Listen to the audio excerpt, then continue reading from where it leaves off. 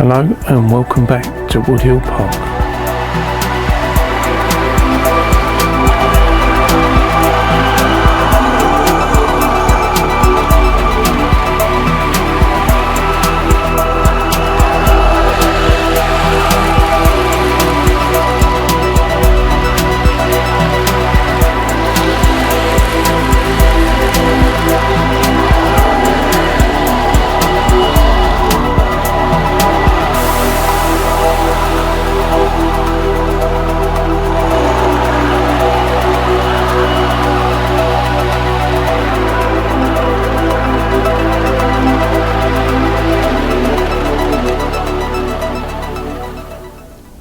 You're looking at some LEDs that I'm going to recover from these LED rolls that I actually use to light my loft, and I've got stuff over, and you can recover the LEDs off of these and use them in lighting on the layout, providing you put the right resistor in front of them. So that's what I'm going to do. They are quite hard to get off, but all you need to do is remove the silicone top, which is like a lens, off them. Want that, pull that off, remove that.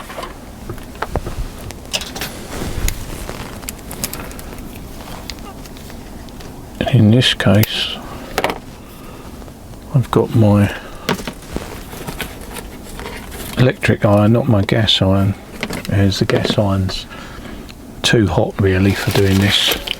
You want a bit of a controlled temperature for removing these LEDs. They won't stand too much heat, and the pads on them come off very easily. But all you need to do is doesn't really matter what ones you got.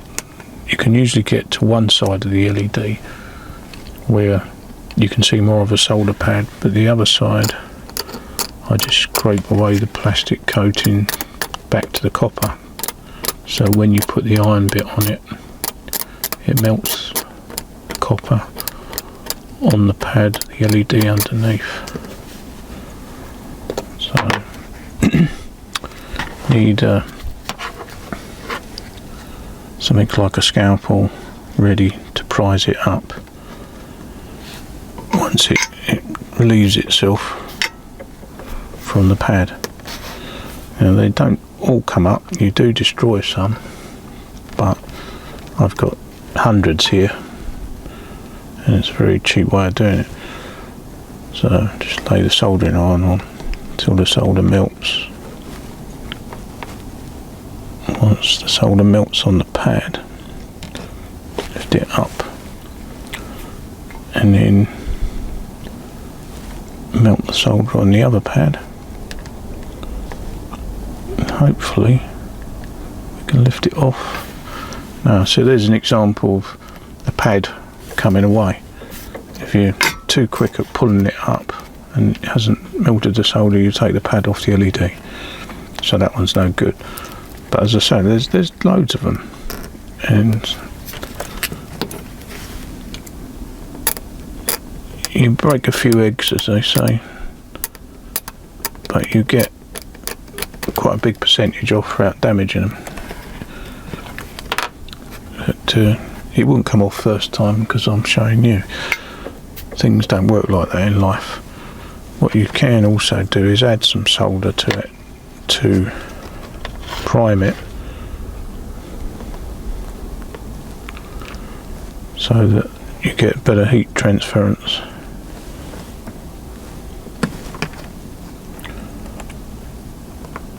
I think I actually turned the iron up. The iron could do with being a bit hotter, but as I said, the gas iron I've got would be way too hot, and it just melts the LED as well if you're not careful. So get the pad hot. That's it, it's transferred the solder on. So So get the knife ready to prise the LED up. Melt the solder again, lift it carefully, go over the other side, melt the other side, and slowly get the LED off. And there we have a usable LED, which has got both pads still intact. I don't know if you can see that. I'll zoom in and see if I can get closer.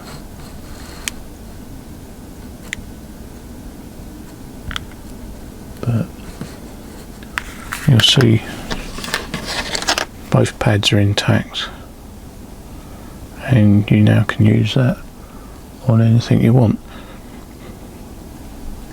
So the larger pad is the positive and the smaller pad is the negative.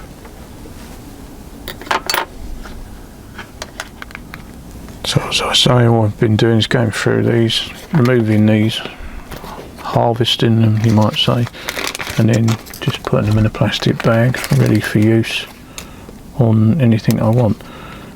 In this case it's the station project, as I'm putting LED lighting on the inside of the roof.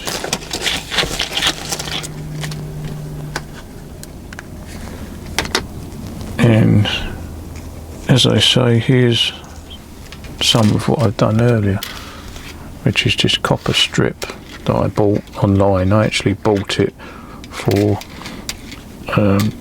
doing wiper pickups, extra ones on a tender I was thinking of doing, but I knew I had this to hand, so I just soldered the LEDs onto this, so you've got a negative and positive rail, and at the end of it a resistor.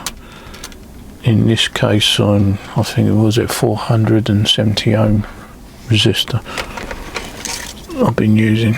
Yeah, 470 ohm resistor, which protects the LEDs from damage and is a reasonable brightness, but you can up the resistance to reduce the brightness as well. These are brilliant white LEDs.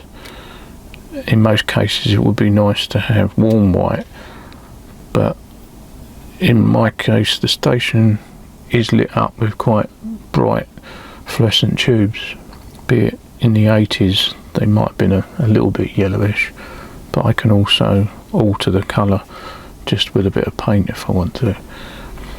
But probably the best ones to go for are the warm white, but I did buy them for the loft and they're the cool white.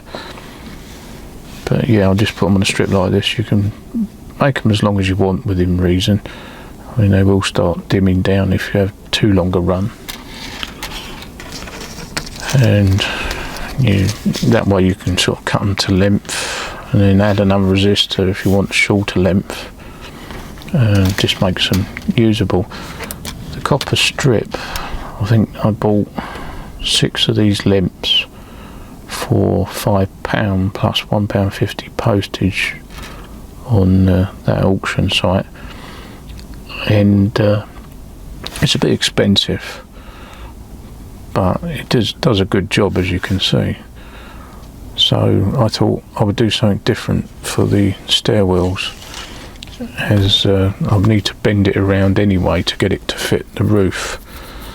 And what I've done is use solid wire, leaving the sleeving on it, and soldered them onto the solid wire, and then I can shape it to the shape of the stairwell, or the roof of the stairwell, and cut it to length. So in this case it's going to end up with 5 LEDs, and I put a resistor in place here, but I think I might actually join it on to the rails for the main roof that goes along the building, in which case I won't need a resistor. it will drop down the brightness of what's already there, but if it gets too dim then I'll just lower the value of the resistor that is at the end of the main roof. But yeah, I'll glue this in place. I may actually leave the ability to connect on this end in case I want to use this point to connect the canopies up as well along the platform. I'm not sure, but I'm going to have a plug here, which I've got around here somewhere. I'm not sure what I've done with it, but just a two-way plug, a mini plug, which I've also got off that auction site. Somebody was selling them £5 free delivery, I think, so they're £1 each, two-way, already wired mini sockets and plugs. So I'll just put a pair on this and solder to the rails what are on the inside of the main roof, and I'll be able to plug this in and take this roof off if I want separately.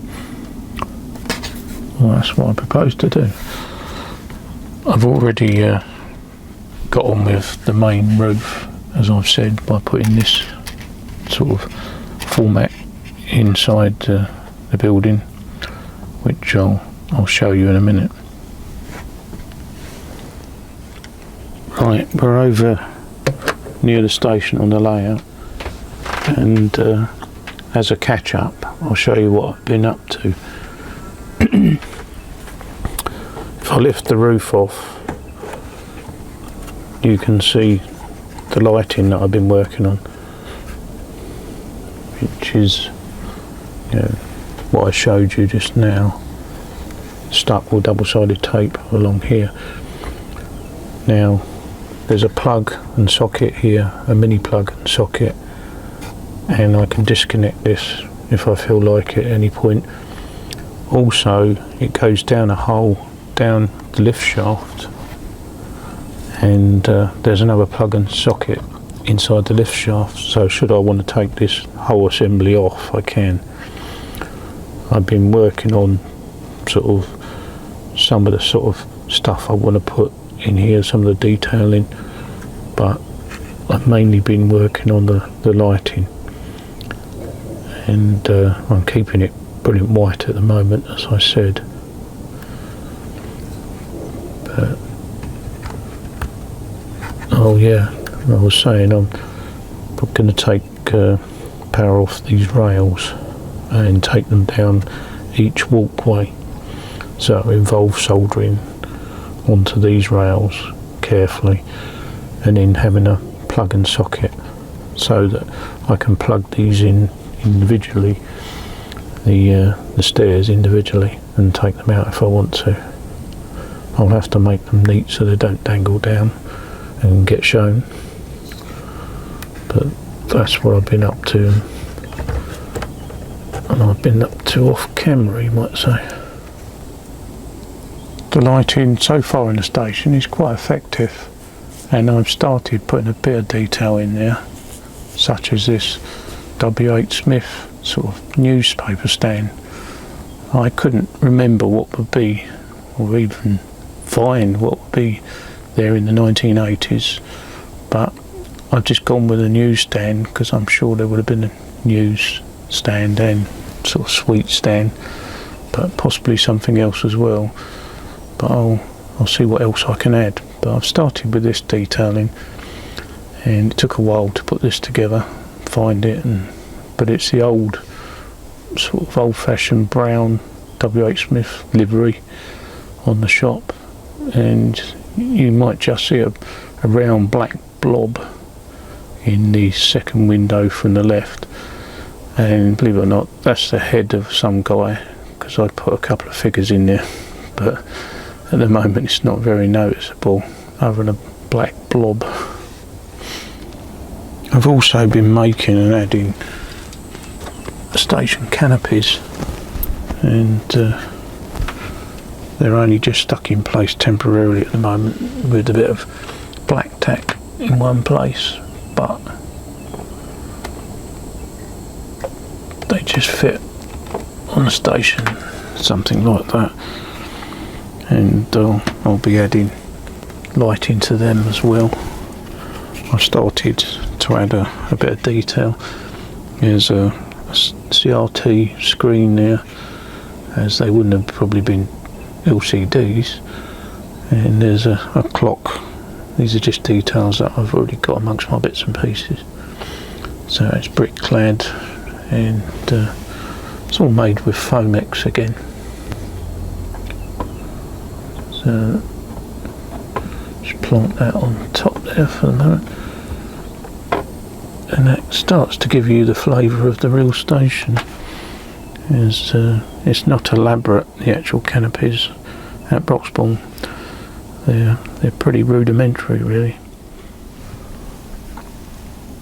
I've been looking at the canopies again, and I'm debating whether to actually leave the LEDs in their original package format and just put them along, maybe carve away a little bit in the brickwork to allow them to go along the underneath of the roof, and just keep them as they are. Maybe even with the silicone lens on them, as lighting them individually means having loads of wires all over the place, and it won't be much neater than just leaving this to go across here. I could remove the silicone lens or gel on top and then paint it as well, and then it wouldn't be seen so much. So food for thought. I might have a go and see what it looks like. I've now cut the slots to allow the LEDs to pull through. First slot I did was a little bit of a mess, as I tried to do it in situ, and I thought to myself it's actually easier to just carefully slice through and take the glue away and take them off, and then use a Japanese razor saw to cut into it and trim out the little slot. So that's what I did in the end. I took them off and put them back. That now allows me to pull the tape of LEDs through.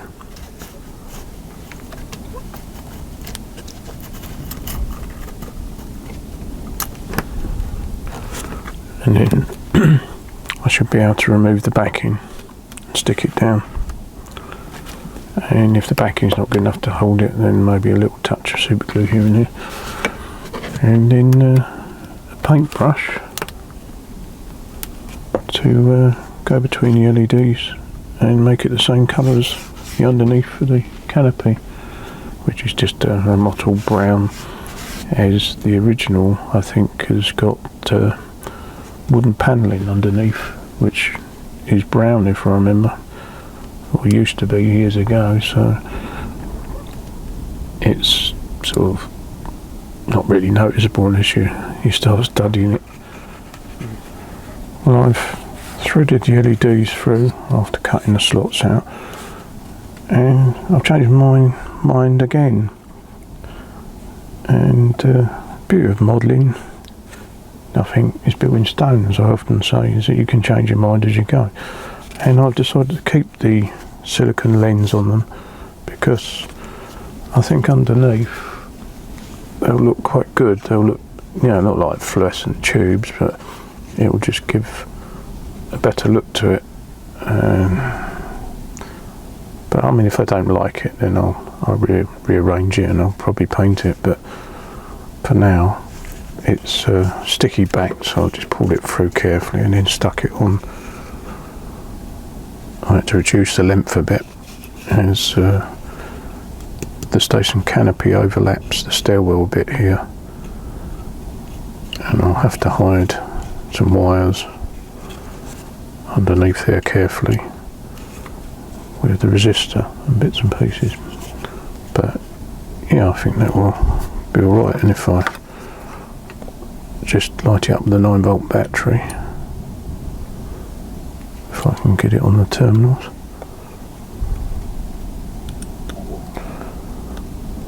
think that'll look nice. That'll do a good job.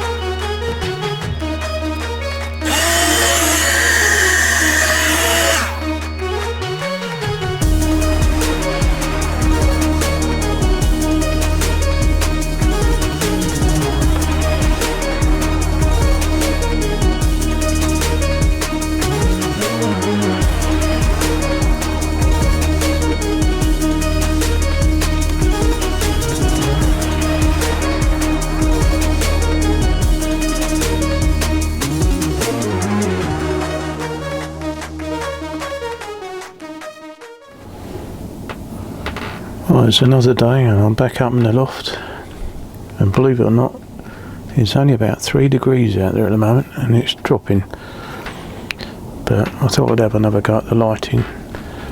And the lighting I've already done, which is on, well, underneath the roof of the main building. As you can see, I've got sort of what do you call it, like buzz bars really, with LEDs that I recovered, soldered across, and they're taken down with a resistor. And I wanted a neat, well, a pure 12 volt DC as well, so I can supply the stairwells. And I've done that by having plugs that go to the stairwells. And the stairwells, well, I fitted one out with this arrangement, but they're a bit dodgy and they do break off, and so the next stairwell I did a bit different. I actually kept the LEDs on the strips, and I just ruggedised them with epoxy resin so that, you know, if you pull the wires around, it's not going to pull the LEDs around. So they're quite resilient. They look a bit bodgy from underneath, but you don't see them when they're in there.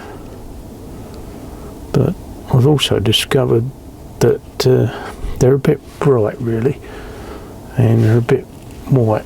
I don't know if I'm even holding it on camera properly actually. I dropped them out of shot a bit, but yeah, they're a bit white, so I'm going to tone them down with a little bit of paint. This clear orange I've got. I'm now also going to sort of slightly yellow the LEDs on the canopies as well.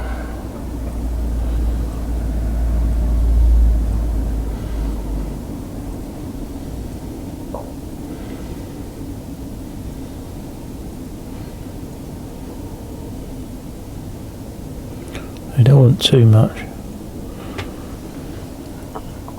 only a slight yellowing. Let's turn it over and see what it looks like.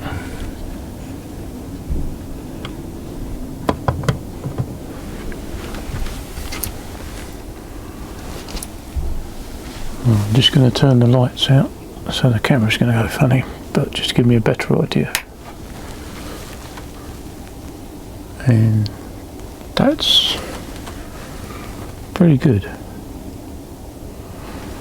think I'll go with that.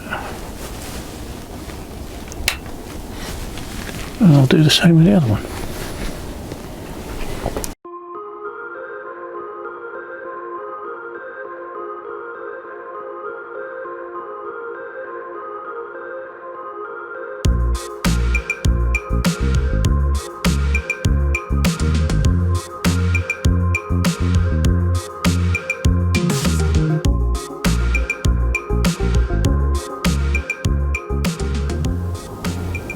I made the whole station so that it can be taken apart, so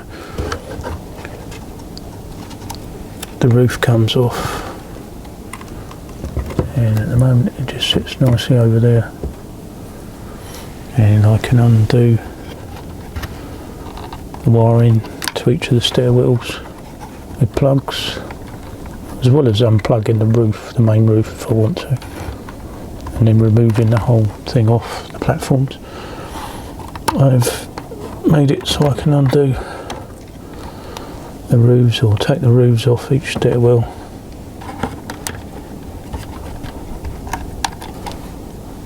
and now I'm able to get inside and do any detailing I want, put people inside. I was thinking of putting a centre banister down, because on the actual station I'm modelling there is a centre banister, so I'll have a look at what I can make that out of next.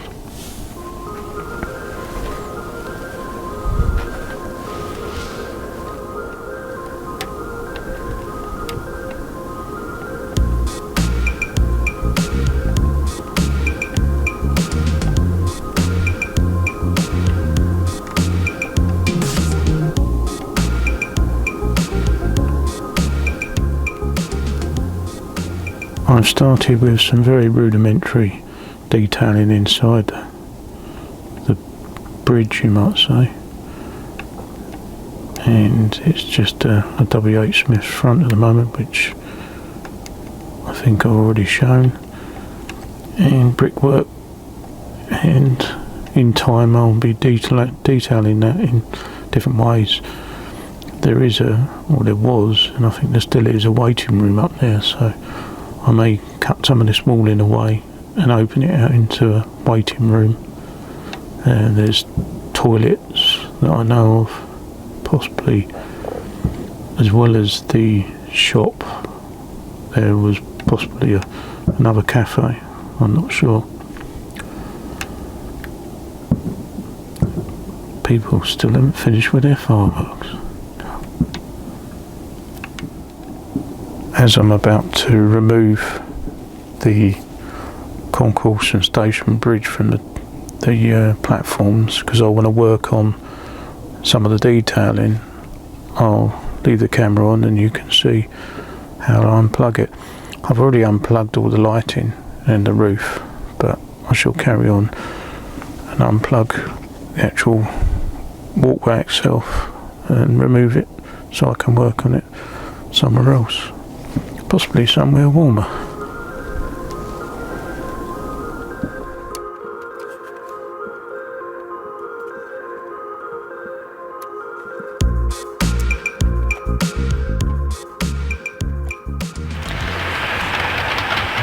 This is some of the typical traffic that would be running through the station in the 1980s.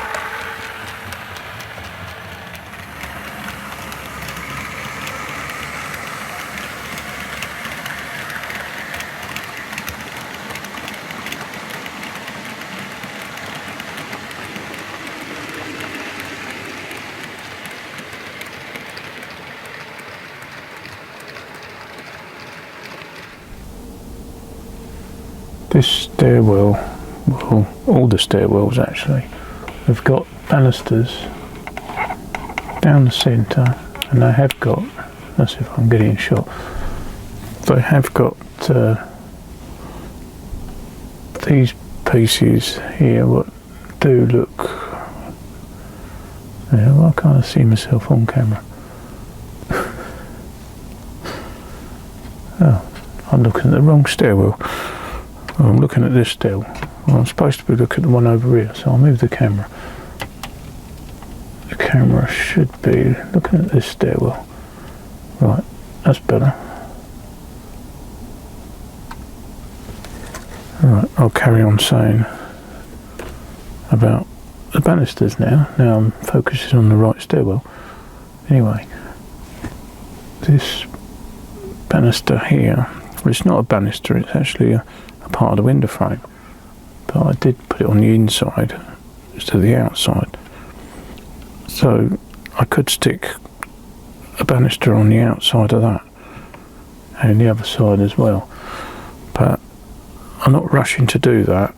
But what is obvious, there is a centre handrail, and I'm going to make something, well, I have made something up to go down the centre, and this is, because it is just a mahogany coloured handrail, and this is just, I don't know if you can see it really, it's made from a stirring stick that you stir your coffee with, just split down the middle, and the legs I've got on it, or the metal poles that are going to hold it up, all they are is track pins, the fine track pins, and I've just stuck them in the same distance, and I'm now just going to put a little drop of super glue on it and stick them on the steps, hopefully in the middle. So I'll just dip the legs in a bit of super glue, carefully hold it in here. I want it on the bottom step, and top step. If I hold it like that, central,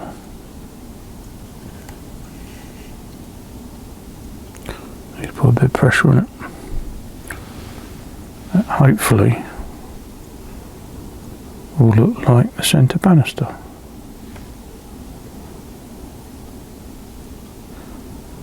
So I need to make another 3 of these and put them in. I may put the outer banisters in or not, because they may crowd it a bit. Can I let go? Yep, I can let go. So that's one banister. I don't think that makes quite a good job of it actually, but it's another piece of junk really. But that's the beauty of modelling, finding what bit of junk you want. Now I've got people to put in there, so you've got to bear in mind the height of them, about the right sort of height really. Maybe, yeah, I would say that's about the right height. So I'll get on and make some more of them.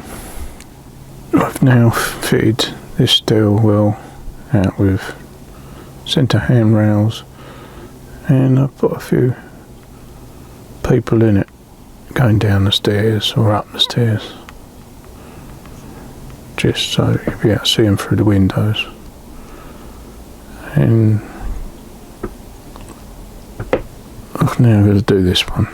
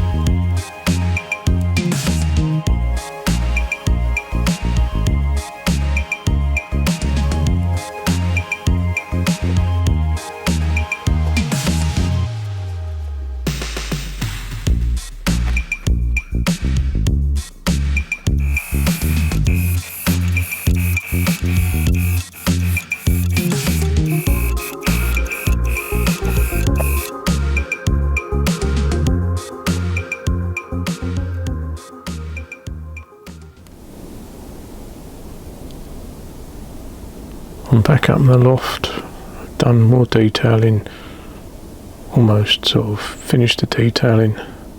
It's freezing cold up here, but anyway, I've been putting stuff all over the station. There's seats and salt bins and other signage and just general station furniture.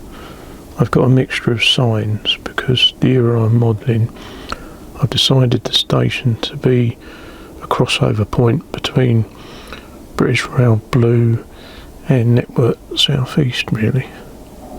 So there's a mixture of signage.